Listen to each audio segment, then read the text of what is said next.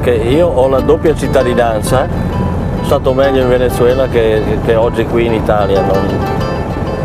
Mi sentivo molto più libero in Venezuela. Ma è vero, Sandra, che passano, io credo che non passi giorno che non mi ricordi di lui. È stata una persona importante, insomma, un maestro di vita.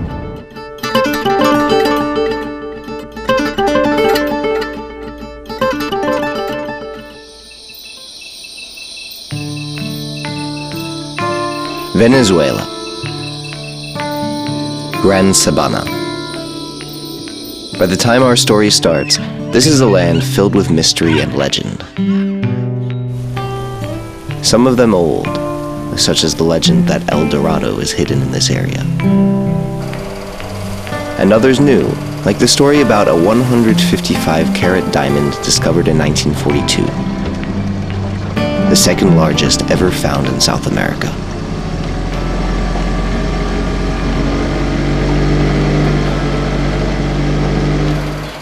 Then there was the story of Jimmy Angel, an American-born bush pilot and fortune hunter who found the river of gold flowing from the tabletop mountains the indigenous people called Ollantaytambo.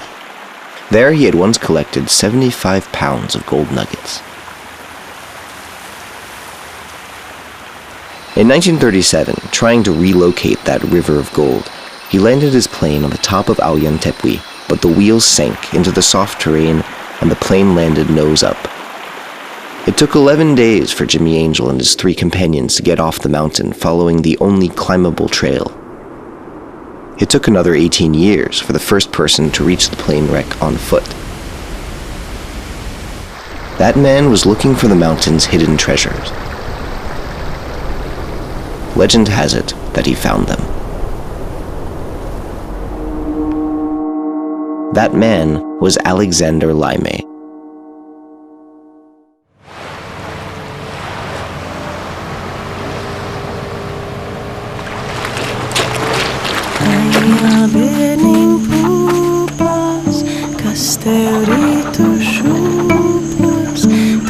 Armati bažnyčia, esi zinu ganos, miegama te šūpos, savu mazu eņģeli,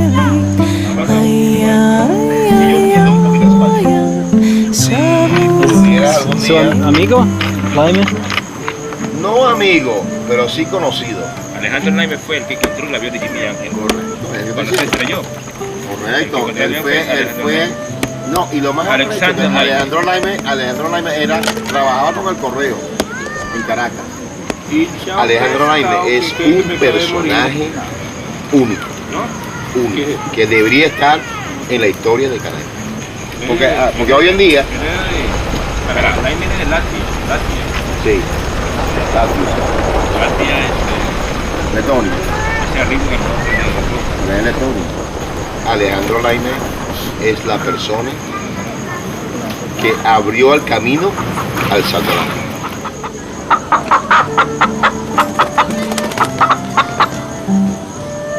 We start our journey in Canaima. This is the world of Aleksandr Laime, who found treasures in the jungles of Venezuela but never returned to either his native Latvia or to civilization. The town still remembers the path of Aleksandr Laime, a person who gave life to this wild region.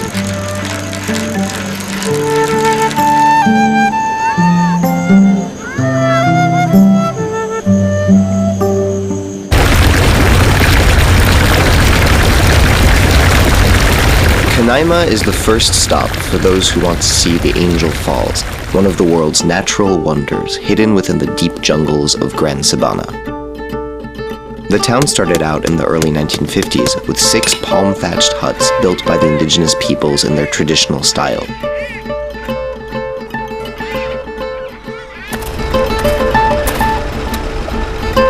Today, it is a lively village with a number of tourist camps, shops, a school,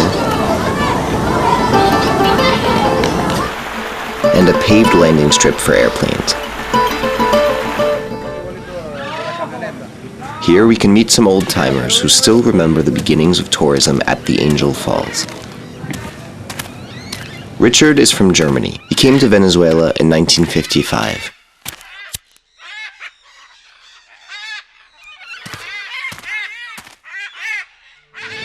Se empezó bajito. Al principio eran 3, 4 personas, llegaron al fin de semana, viernes a domingo. Y desde el domingo en la tarde hasta el viernes no había nadie. ¿Cómo conoció usted a Alejandro? No, exactamente, él estaba antes aquí que yo y me hablaron de Laime, Bueno, por fin le llegué a conocer. Después yo hice excursiones para allá, para vía Salto Angel, y él vivía en mitad camino por ahí. Y siempre que yo pasaba, yo hice una parada y ya. A veces le gustaba hablar y hablaba como un abogado, y después llegaste allá y ni palabra lo sacaste. Era un tipo un poco extraño, pero... Giuseppe was another visitor who, attracted by Laime's personality, kept returning to him almost every year. Ci siamo incontrati su proprio nella sua casa lì e mi è rimasto subito un colpo di fulmine, non so, è successo qualcosa con lui. E prima di partire, di rientrare, il giorno stesso, perché siamo stati lì solo una giornata, io ho detto: guarda Laime, io torno a trovarti sicuro. No, dice, guarda, tutti quelli che mi conoscono qui mi dicono: guarda, io torno, qui non è mai tornato nessuno. E vedrai che anche tu, quando torni nella tua diciamo, civiltà, non ti ricorderai neanche più di me. Invece no, invece non è stato così. Sono tornato volentieri e quando mi ha visto è rimasto sorpreso la seconda volta. Dice: no, dico, Laime, vedi, ti avevo promesso che tornavo. E lì sono rimasto con lui una settimana la prima volta. E da lì poi è partito questa ammirazione per un uomo eccezionale. Ripeto, un uomo di poche parole, però che mi è rimasto dentro fino ad oggi, che insomma sono passati 30 anni. Poi lui è già morto da tempo, però il ricordo rimane indelebile. Un personaggio incredibile.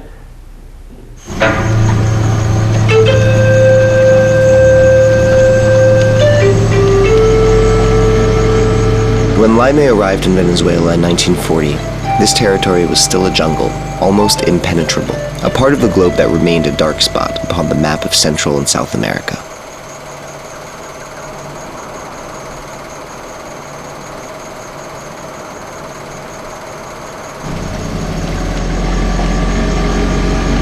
We can only guess what drove Laime to this wild region from the relatively calm Latvia where he was born into a tailor's family.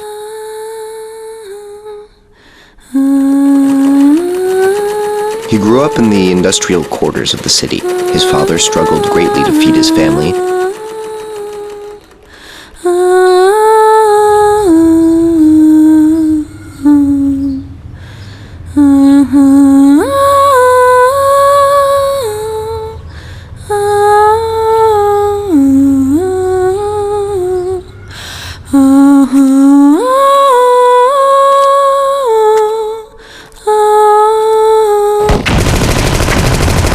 Alexander was only 3 when the First World War burst, and he grew up with the feeling that war is a part of life.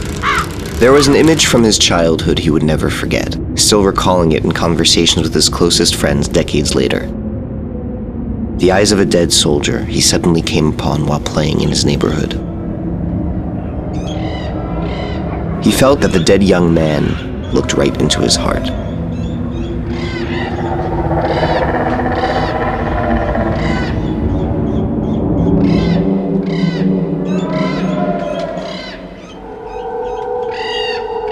Some 20 years later, when the next war broke out throughout Europe, his memories were still fresh. He found a job on a ship that finally brought him to freedom, to Venezuela. As he descended upon the lands of Venezuela, he learned that Russians had annexed Latvia, and, as he later on would write in an article, He felt he must escape that kind of future.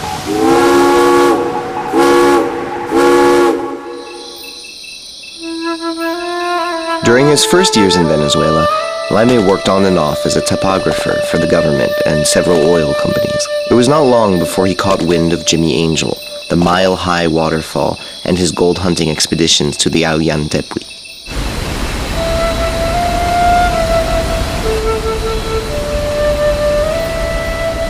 In 1941, he had his first chance to fly over the Gran Sabana and see the legendary Ollantaytambo with his own eyes.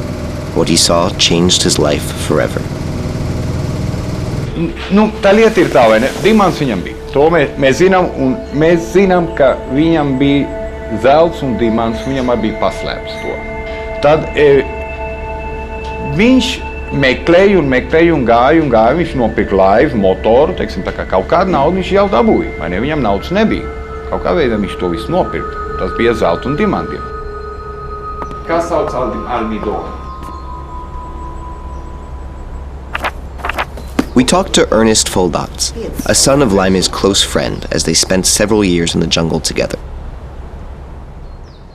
Viss, kas viņu pazina. Viņš zināja, ka viņam bija naudas, vai ne? Un es zinu, ka viņš ir aprasts, vai kaut kur aiz akmens, kaut kur viņš ir paslēpts.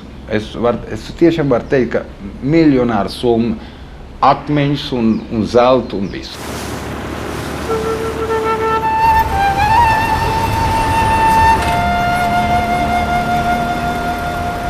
A la meseta del Ollantaytambo porque, según él, Jimmy Angel daba cuenta de que existía allí un río con un lecho dorado.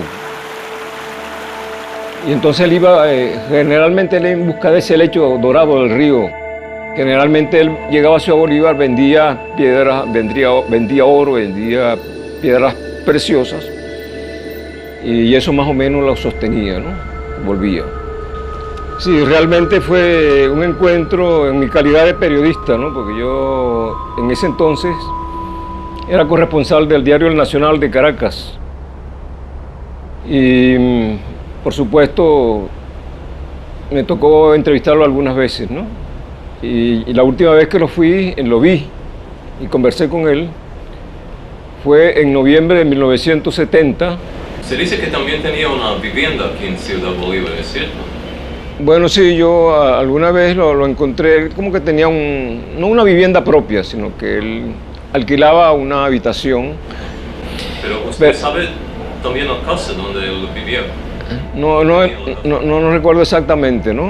Aquí él vendió su oro y diamantes. Sí, por supuesto, sí, aquí aquí hay numerosos compradores de oro y de diamantes de todas partes, ¿no? Sobre todo... Bueno, aquí encontré dos, ¿no? No sé si habrá alguna otra, pero está muy bueno para hacer. We meet with Americo in Ciudad Bolívar, a town on the Orinoco River. In the early 1950s, it was the closest outpost of civilization to the Gran Sabana. From here, Canaima is just an hour-long flight. This is where Laime had chosen to set up his family for the years that he had one.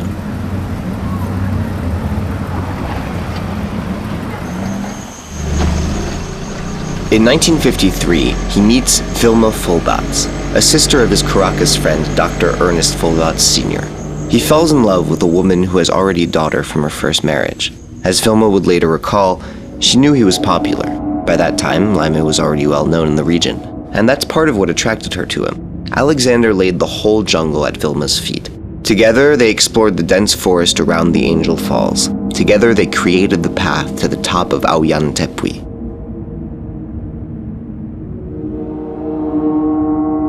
But once Vilma has her second child, the family returns to Ciudad Bolívar to continue their quiet life there.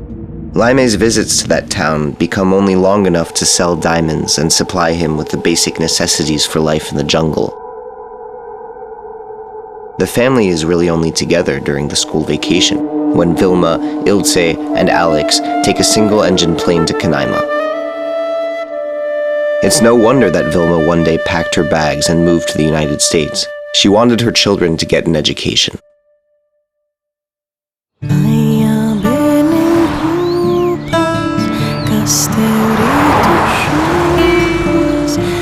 Rujos kusi, meitas rujos masi. We follow Vilma to Pennsylvania, where she finally settled with both of her children. Ilse.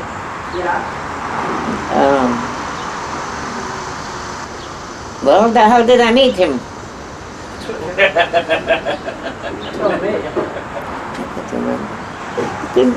Це другим позиціям всіх как-то все Laime. Laime, no джунгли мы брод. That's interesting. There was lots of diamonds. But sometimes he was off, but he was pretty good at it. He always came home with diamonds, and he himself would weigh them and cut them, and do everything that had to be done. Because people disappointed him. They disappointed him. Yeah. Well, he has he probably has his reasons. He never told me about it. He just wanted to be by himself. And he had a very good health, so he wanted to be by himself. Because everybody tried to use him for something. He wanted us to be in the jungle with him. He loved it. Every holiday, every time when he goes, let's go to the jungle. And then when Alex and I were little, we would go fine, we had no choice. He loved it when we were there. He loved to show you things, and he was a quiet man. He wanted his family, but he wanted it there in the jungle, away from the world. Because the world was greedy, He wanted us to live in the jungle. Yeah. And leave her children, they have to go to school. So. That's great. I know.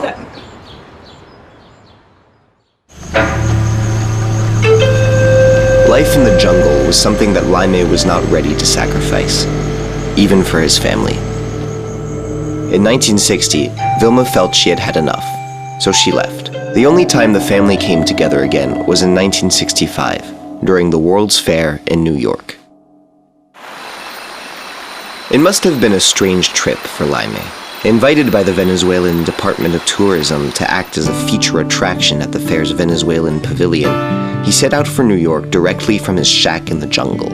Acclaimed as one of the world's greatest authorities on the Lost World region by the New York press, Laime spent his time at the fair standing before a replica of the Angel Falls, telling visitors about his life in the jungle and showing them how to look for diamonds and pan for gold. Was it the prospect of seeing his family that made him go to New York? Or was he hoping to attract followers to his own austere lifestyle? Or perhaps he hoped to make amends with Vilma. If so, things between them just didn't work out. Well, as soon as it could be biggest. World's Fair? World's Fair. 64. 1964. New York. Yeah, well.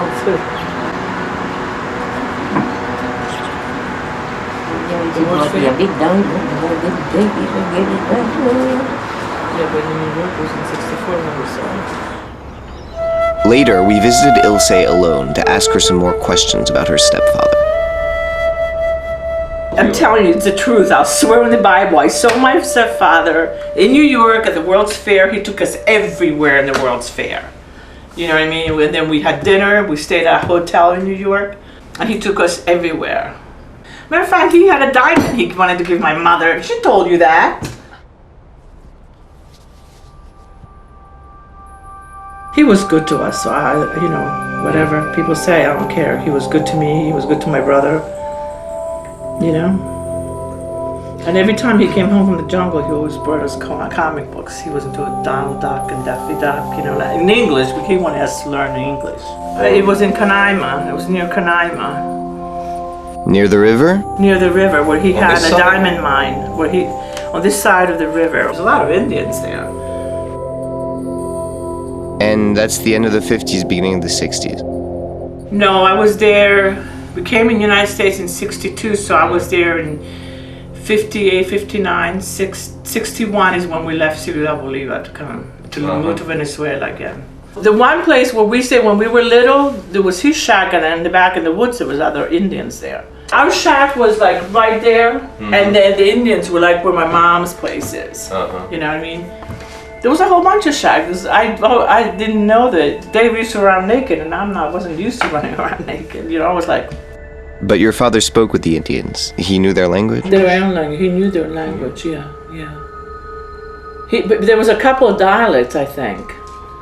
You know, I mean, like the couple that sometimes came to my house, you know, where we lived, they spoke whatever he communicated with them.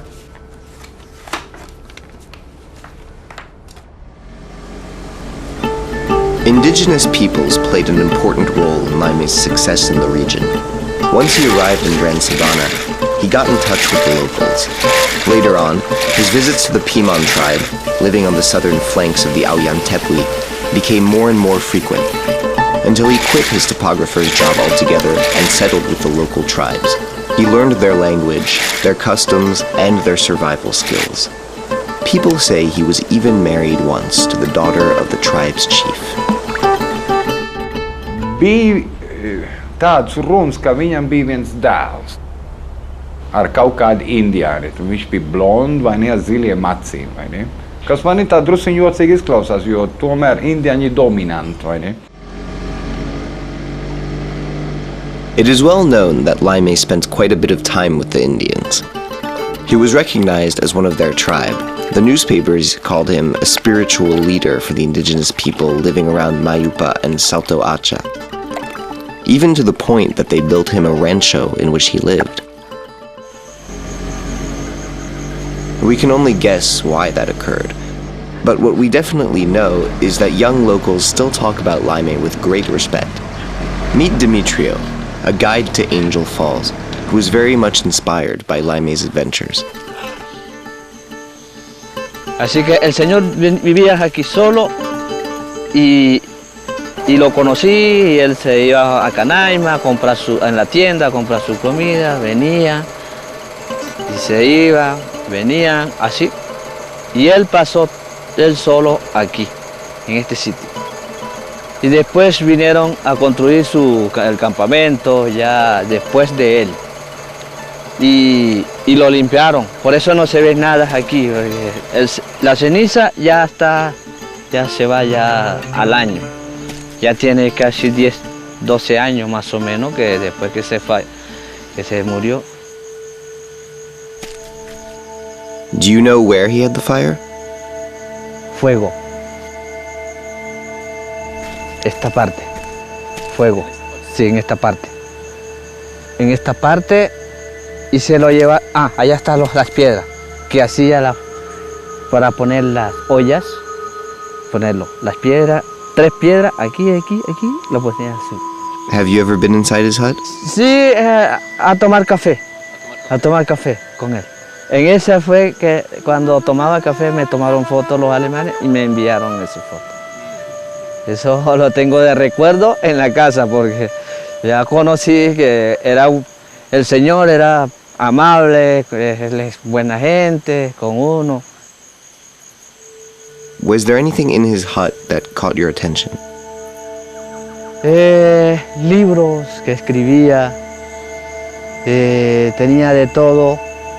Él le gustaba escribir, tanto altura, tanto sobre el nivel del mar. Y él le gustaba caminar en la selva, ¿entiendes? A explorar, ¿no? Explorar, ver los indígenas como hablamos.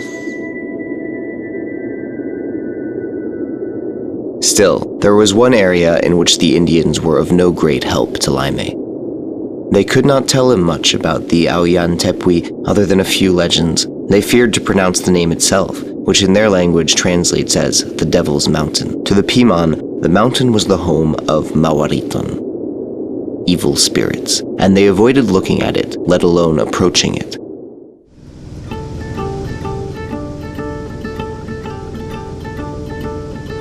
To find the roots of the primeval fear of the indigenous peoples, we must know that the whole Gran Sabana is home to more than 100 tabletop mountains, tepuis in the language of the local tribes.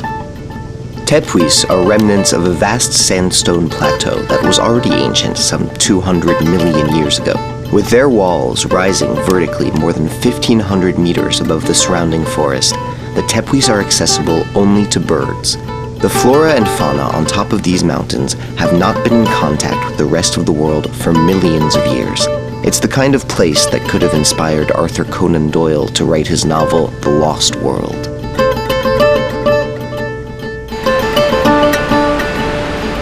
We can only wonder what force brings water to the top of Auyan Tepui, what river feeds the Angel Falls, the highest waterfall in the world, hidden in the jungles of the Lost World.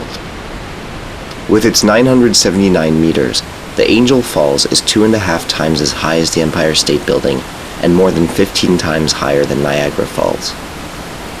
The waterfall got its name from Jimmy Angel, a bush pilot whose plane once crashed on top of it. Jimmy Angel's stories about the river of gold that flows from Auyan Tepui was the first inspiration for Aleksandr Laime to investigate this area. It was also one of the reasons he agreed to guide an expedition undertaken by Ruth Robertson, an American photographer and journalist living in Caracas at that time. By 1948, Laime was already well known in Caracas as the best expert and guide of the Grand Sabana outside of the indigenous peoples.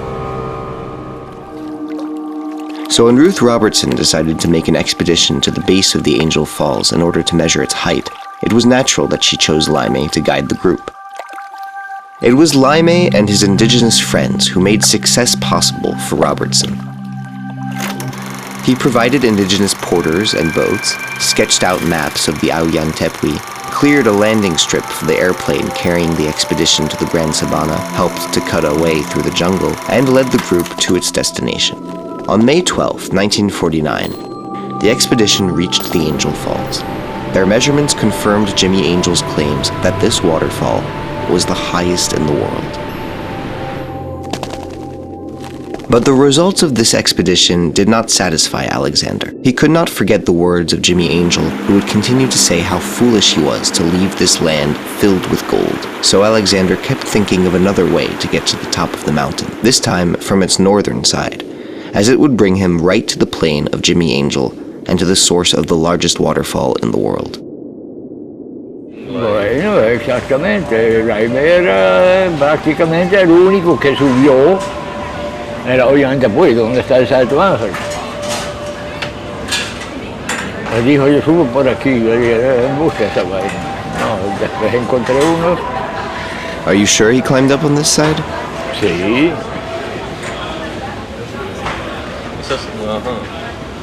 No sé dónde subió. Es una grieta que sube por ahí mediodía con él. Have you climbed up along that trail too? No, yo no. Yo no soy loco. They say he was searching for the river of gold up there. Do you think he found it? No, que va. Whatever he found was not the river of gold. His first successful attempt to reach the top of the Devil Mountain was a 7-day journey with Vilma in 1953. When he finally stepped on the ground of the summit, he felt he had arrived in another world. The Lost World.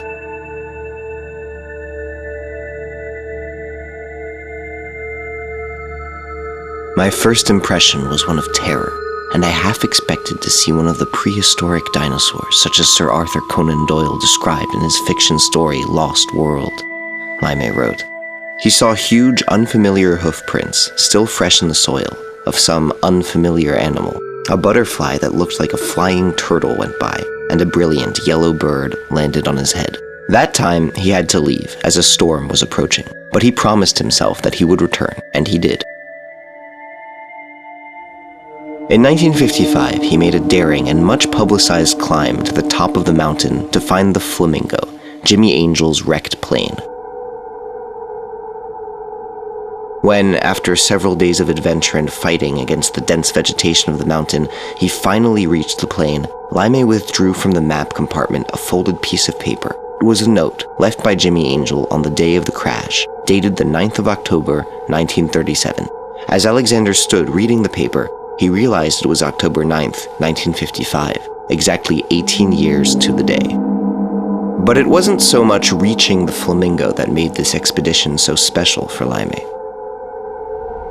Me dijo que había visto un animal zoológico con cabeza de pato y cuerpo de perro de agua, algo así, ¿no? Y que lo había seguido, pero como ahí hay ríos subterráneos, cavernas, no pudo darle caza al animal, pero él me dijo que lo había seguido.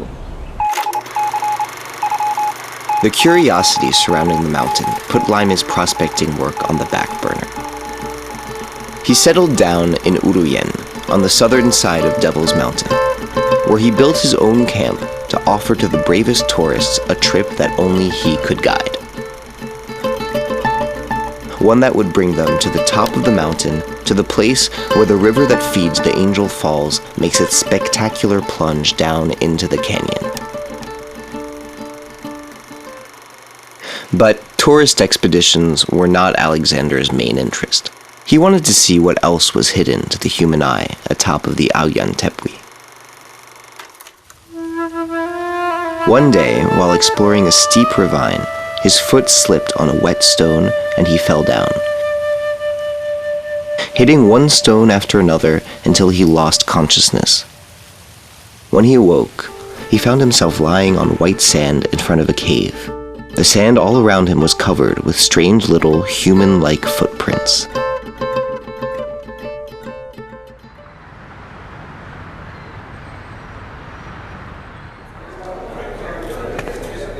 Ramon Jimenez, the owner of the shop where Laime used to buy his food for his solitary days atop the mountain, remembers the story well. Sí, él al principio, él subía arriba en la montaña por unas escaleras, en la honda, y él veía huellas de gente. Es más, que él dibujó la huella en un papel y las trajo, y nos las enseñaba todito aquí a nosotros y hablaba de esa gente. Porque él decía que al principio él no los veía, pero llegó un tiempo que él vio unos de ellos. Así que tenía alguna relación con ellos, se comunicó con ellos. Sí. ¿Alguna cosa más que dijo? Sí, él quería llevar la universidad para allá, para que los estudiantes hicieran una investigación de eso, pero con el tiempo, él no quiso que nadie fuera para allá.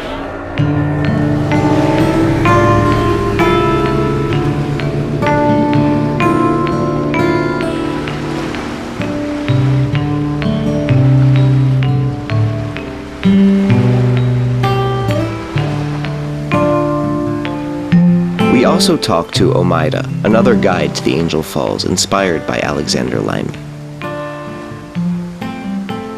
Un día caminando por una de las selvas, en un charco recién hecho, estaba ahí, solo una, nítida, fin. Ahí están las pruebas, pero no se sabe de qué es, en realidad. And what did you think when you saw it? Que era muy rara, claro, que no era de mono, que no era de oso, que no era ni de Poití ni de nada de lo que hay por aquí. Did anyone else see anything of the kind? Bueno, el señor Aleksandr Laime, o sea, él siempre ha hablado de gente pequeña, todo el mundo siempre, no ha habido pruebas ni nada, pero él siempre ha dicho que hay gente pequeña que habita la montaña, que están arriba, que pueden bajar abajo, que de hecho eran amigos de él, que venían a buscarlo. For Ilse, the abnormal activity on the mountain is of no great surprise. There is something, I'm telling you, if you would have stayed longer, you would have seen it. I'll never forget it as long as I live. Even the lights, they were always shining like, I can't, like, you know, I said to my mom, I said, where do these lights come from? I mean, I know like my aunt thinks we're crazy or whatever. I'm not crazy. I know what I saw. You know what I mean? And if my brother he was too little, you know what I mean? And we would be like scared to be alone. I didn't want to be alone at night because everything happened at night. And it wasn't the Indians that were around there that scared you, because they didn't. They were very, you know, nice. But didn't you ask your stepfather about it? I did, and he says, it's okay, don't worry about it. He told me that was it. What was his favorite word, you think? Nose repairs?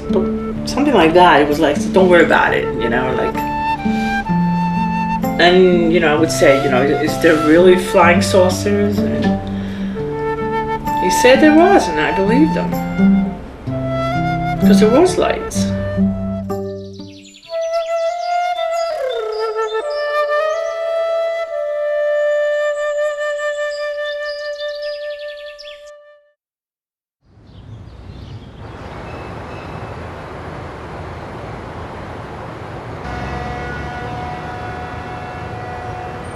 The next stop of our journey is New York.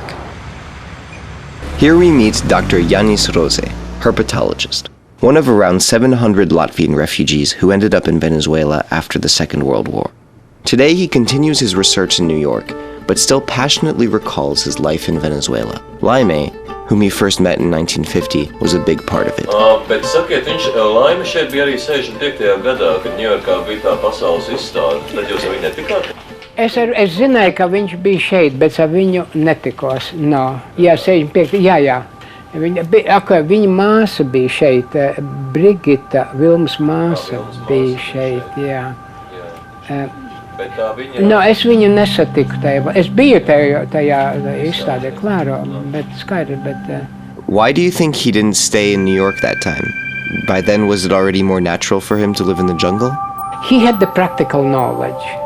And he knew how to handle nature. When we were walking with him on a trail, one could feel that he is at home. You know, I dare say I also feel at home. I am very, very comfortable walking through the jungle and knowing and exposing and seeing things. And I know that he was really perfect in being within the nature. You know, he was part of the nature, so to say. But wasn't he dependent on so-called civilization? Or on gold and diamonds, at least, as they make up part of the civilized world. Priekš viņa tas zelts un dimants acīm redzot bija tā centrālā enerģijas vieta, kur viņš varēja viņus atrast un tad braukt uz Karakas un pārēt. Un, protams, mēs neviens nezinājām, kā viņš to īstenībā dara. Viņš negribēja, lai mēs to zinām, un okei. Tas bija, bet tas bija viņa kaut kā tā viņa dzīvības līnija, kas viņam gāja apkārt, you know, tā zelta un dimantiem. Un acīm redzot, viņam bija pietiekoši daudz, lai viņš varētu diezgan labi dzīvot. No otras puses, kad viņš izbeidza savu naudu, esot Karakasa, viņam vienmēr vajadzēja, palienēt no citiem cilvēkiem naudu. Un no man brāli, no Pētera, viņš palienēja naudu. Man liekas, Ernests viņam arī palienēja tajos laikos, un nebija viegli tu naudu dabūt atpakaļ. But still, this wasn't the only thing that kept him in the jungle. Did he tell you anything about the creatures that he met up on the Tepui? Jā, vienreiz, bet, you know, viņš baidījās to stāstīt, jo pa laikam cilvēki neticēja viņam. You know, jā, viņš te, un, kad viņš man to stāstīja, kā samurai, tu tic visu, ko tu tev tek, un netic neko, ko tev saka, kad samurai veļ. Un tad es paliku domāt, jo kad viņš bija tāds puspiedzēries, tad viņš neturējās atpakaļ, tad viņam patikās runāt vairāk un vairāk.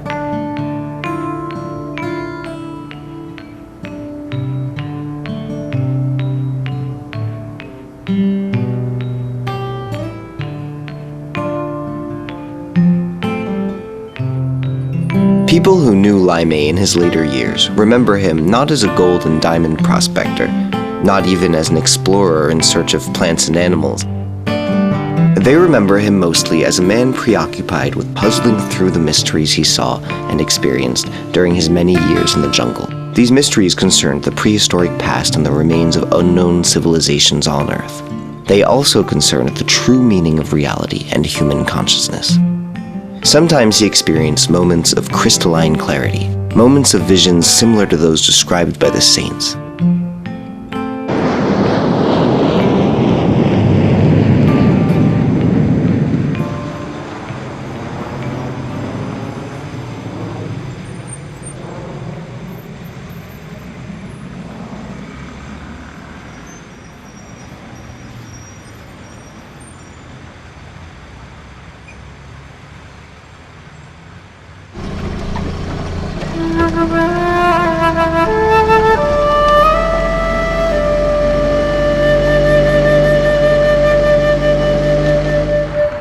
In Venezuela, we find more explanations to that metaphysical story.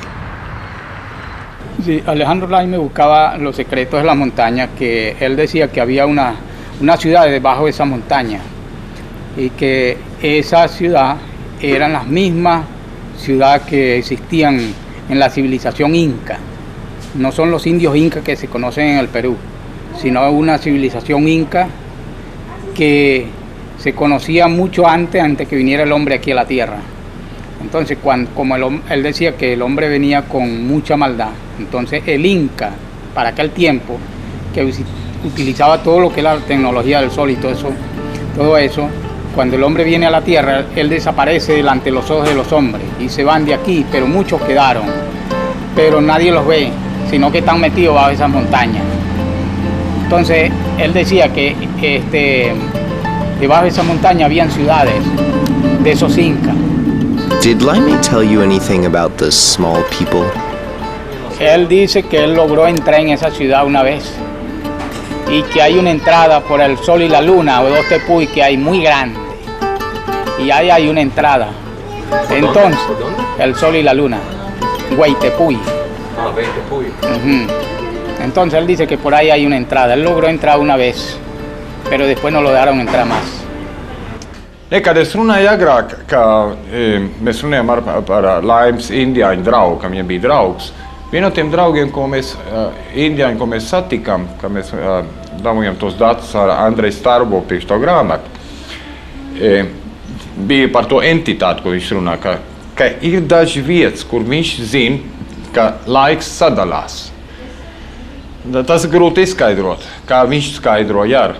Viņam arī bija grūti saprast, bet teiksim, iedomājies, ka es esmu šeit pašlaik un līdz Karakas centra ir pusstundas laika, lai visātrāko aiziet.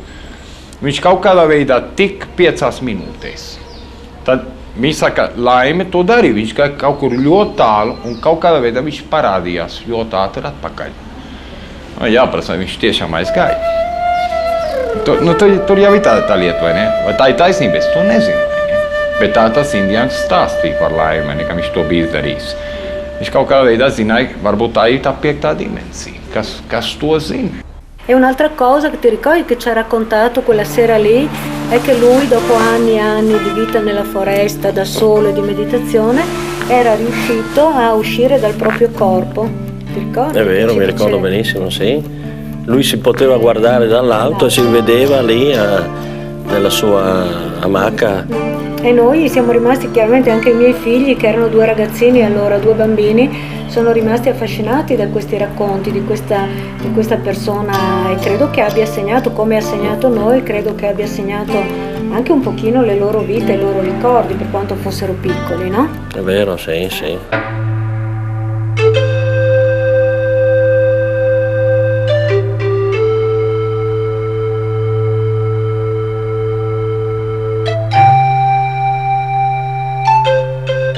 Laime's quest for the understanding of these mysteries brought him to a new trail of exploration. His library was supplemented by hundreds of new volumes on the subject, but in the long run, even the books proved useless for his task. Allora, questi libri sono una piccola parte dei libri che Laime aveva giù nella sua casa in Canaima. Un bel giorno ha deciso che non voleva leggere più, che aveva letto talmente tanto, perché qui ce n'è 300, 400 circa, però lì si trattava di qualche migliaio di libri, perché la casa era completamente foderata, la casetta naturalmente, foderata di libri. Poi tutti questi libri sono letti non una volta, 10, 20 volte. Ogni frase veniva ripetuta per capire bene quello che intendevano, no? Quello che voleva lui imparare o capire. Allora un giorno ha deciso di dire basta, non leggo più, però ha voluto che io tenessi, se avevo piacere, che tenessi una certa parte di libri più interessanti. Cosa è successo? Abbiamo acceso un grande fuoco, il fuoco è durato 3 giorni e niente, lui ha scelto i libri, questo diceva sì e questo no, e via il fuoco, questo sì, questo no, questo sì. Insomma, questo fuoco è durato 3 giorni e 3 notti, perché i libri, insomma, per bruciare ce ne vuole di tempo, e abbiamo messo da parte un 300, credo, libri, 350, e me li sono portati in Italia. ¿Y sabe usted cómo murió? Se murió encima de la poseta en Canaimatura. Camina por aquí para adelante. ¿Sí? El primer campamento que ves aquí es Canaimatura. Ah, a la izquierda. Sí. Ah, ahí. Ahí él se murió. Bueno, yo no sé ni cómo está eso, si la tumba, cómo está, en qué estado está. Yo tengo tiempo que no voy para allá. ¿La tumba está dónde? Cerquita del aeropuerto.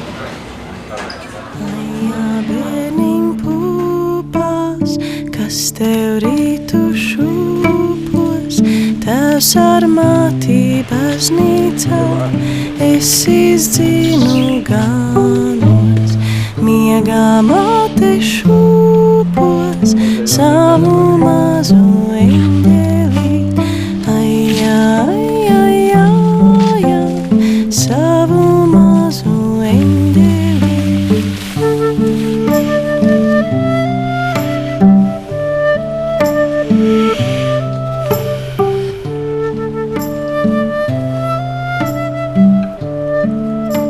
Laime died in March 1994. His death was unexpected.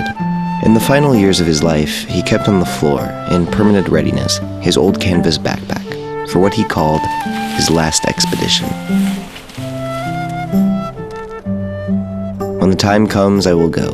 Up there, he told the British author Charles Nicholl, who visited him in 1992.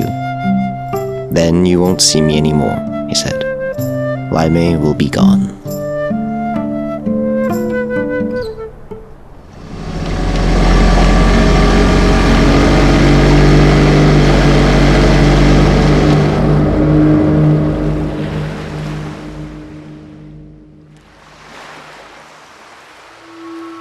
Laime había un camino para ir al Salto Ángel.